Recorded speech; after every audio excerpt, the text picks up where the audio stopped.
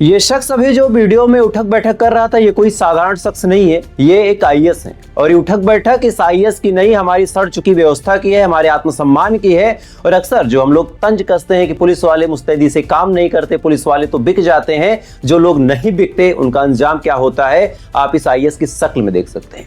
एक आईएएस जो बाकायदा एक तहसील में जाता है और चंद मुंशियों के कहने पे उसे मजबूरी में कान पकड़ के उठक बैठक करना पड़ता है। पूरा मामला क्या है इसको आपको डिटेल में समझाएंगे, लेकिन इससे भी ज्यादा अहम है कि आप इस आईएएस की जिंदगी जान लें कि इस आईएएस ने कितना संघर्ष किया। कभी इसको पागल करार करके पागल खाना भेज दिया गया, कभी इसके ऊपर 9 गोलियां चलवाई गई, कभी इसकी जान लेने की कोशिश की गई, कभी इसको सस्पेंड किया गया, कभी इससे पूछताछ हुई, मजबूरी में इसको धरने पर बैठना पड़ा। और जैसे ही पहले दिन ये अपना चार्ज लेने के लिए एक तहसील में जाता है, इसी दौरान इसको उठक बैठक करना पड़ता है। एक आईएएस जिसके बारे में हम लोग ये सोचते हैं कि अगर कोई शख्स आईएएस बन जाए तो शायद भारत के सर्वोच्च मुकाम पे है, तमाम लोग उससे डरेंगे। एक जिले का मालिक होता है आईएएस, लेकिन ये तमाम चीजें तब दम तोड़ देती हैं जब वो आईएएस एक ईमानदार भी हो। क्या है पूरी कहानी? कहानी उस शख्स की जिसने तमाम संघर्षों के बाद भी अपने आप को आईएएस बनाया, लेकिन अंत में उसे सिस्टम से इस कदर लताड़ा गया कि आज भी उसके ऊपर अगर कोई मूवी बनाई जाए तो मूवी शायद सबसे ज्यादा हिट हो जाएगी।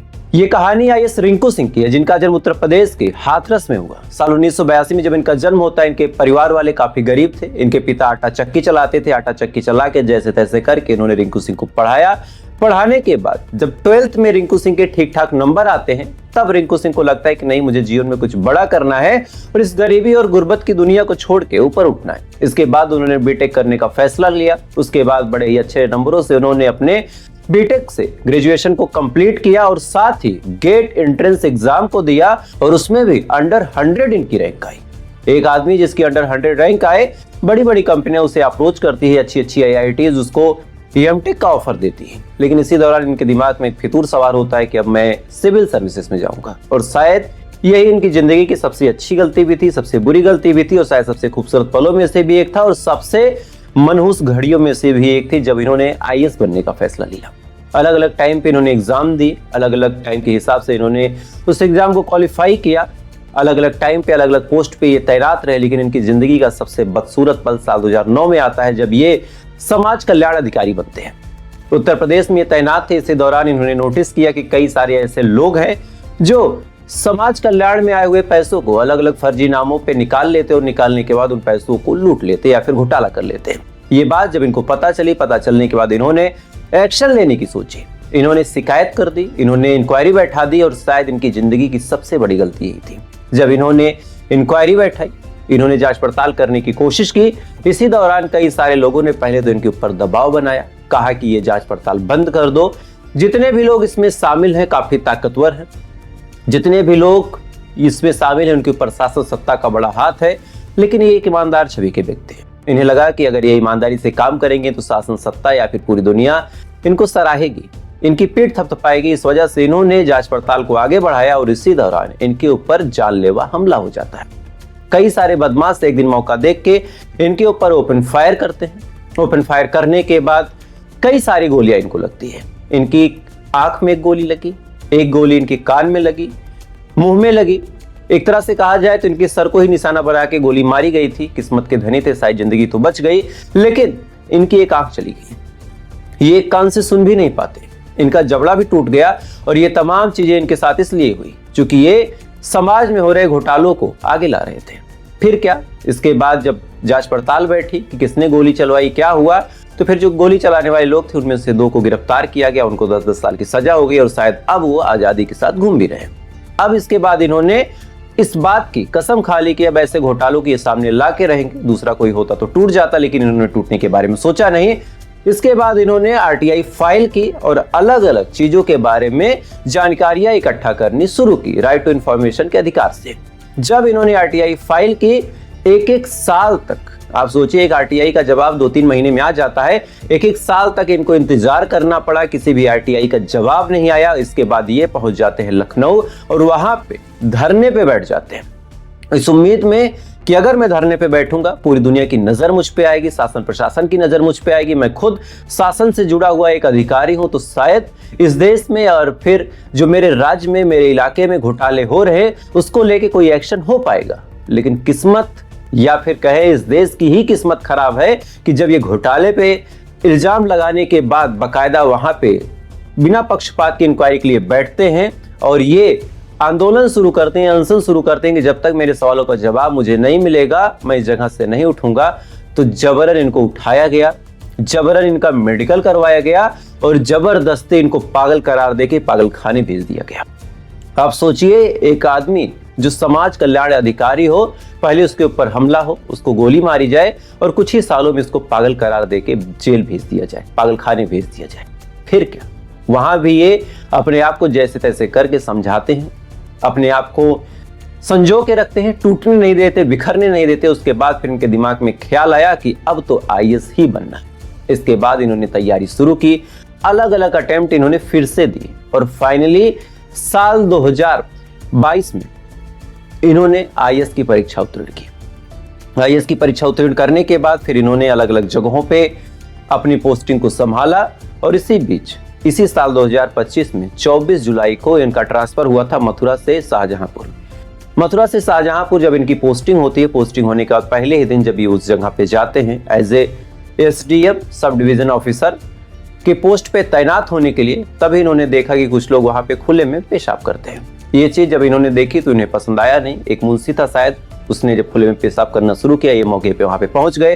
पहुंचने के बाद इन्होंने उस मुंशी से कहा कि ये तुम गलत कर रहे हो। मुंशी अकड़ में था, उसने अकड़ दिखाई। उसके बाद इन्होंने कहा कि अगर ऐसे ही काम तुम करोगे तो हम तुमको कान पकड़ के उठक बैठक करवा देंगे और खुले में वॉशरूम करना सही नहीं है। ये बात जब मुंशी सुनता है, उसका ईगो हर्ट होता है। बजाय इसके कि अपने हरकतों में सुधार लाए और बजाय इसके कि वो उस चीज को समझे कि उसने क्या गलती की है, वो अपने मालिकों के पास गया।